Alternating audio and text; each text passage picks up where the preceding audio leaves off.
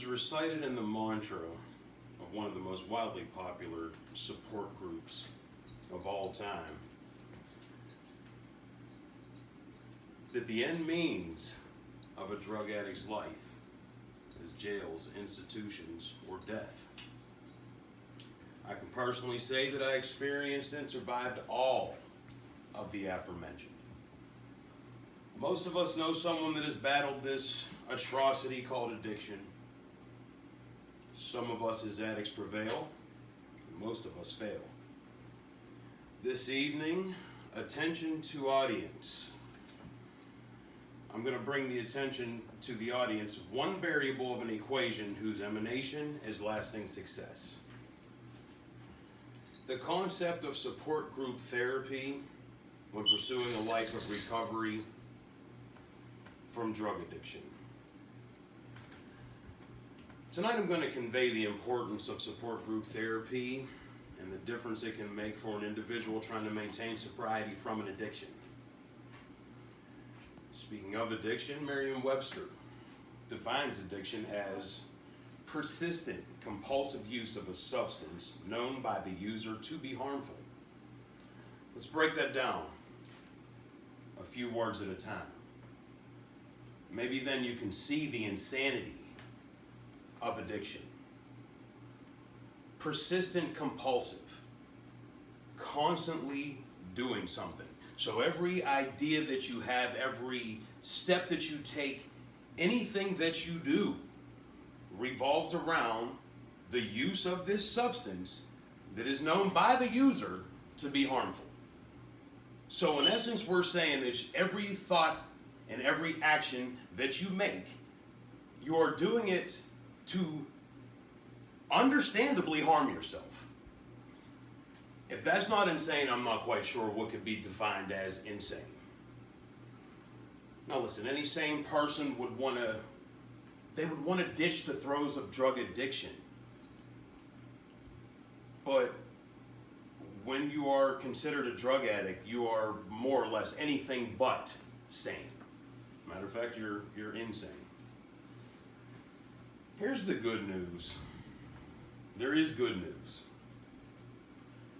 In the throes of addiction, you have something, there are these brief moments, like brief, quick synapses in your brain that gives you, let's say, a vision, for lack of a better term. It gives you vision.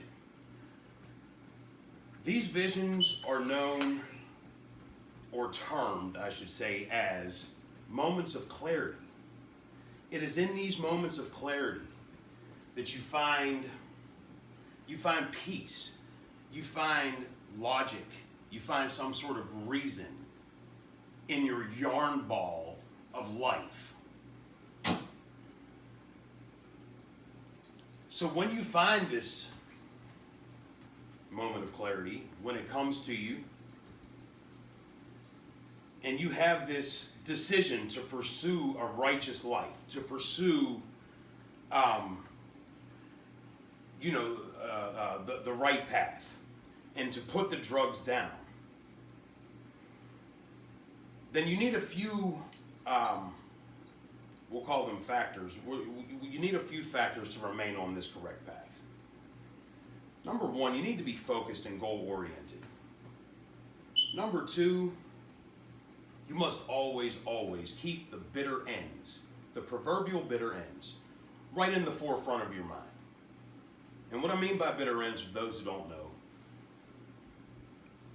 the degradation, the dereliction, the homelessness, the dirtiness, the stealing, the lewd, ludicrous things that you do to score the next one. Those are the bitter ends. You need to keep those fresh in your mind. Just a reminder of where you don't want to be anymore. And then number three, and honestly the most important one, you can't win this battle alone.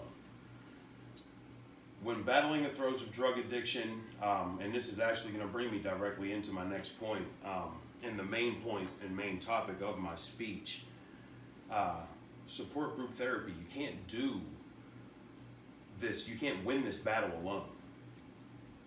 So just a quick explanation. Unlike therapy groups that are like run by medical professionals in a formal like program at an addiction treatment center, support groups are run by their members. Research shows that participants in these groups increases the odds that the addict will avoid relapse. And relapse for a recovering addict, that is literally a life or death mistake. That tidbit of information came from it was an internet snippet that I got written by Gene Rothman. But other than the fact that, you know, statistics show and research shows that it's beneficial for recovery, there are a few other factors, as in accountability. No one wants to be the failure. No one wants to be the letdown. No one wants to fall because they're too weak. So accountability plays a huge role in continued sobriety. This is never better displayed than between the peers in a support group. And finally, with encouragement, when recognized for milestone achievements, grateful recovering addicts, there's nothing like the encouragement of another person who knows your plight personally. When we deal with milestone achievements, what I mean is the accumulation of clean time. In the particular 12-step program that I belong to, when you accumulate milestones of clean time, you get these key tags. I'm actually missing one because I still need to collect it. I'm myself a grateful recovering addict going on 19 months clean. So it can be done.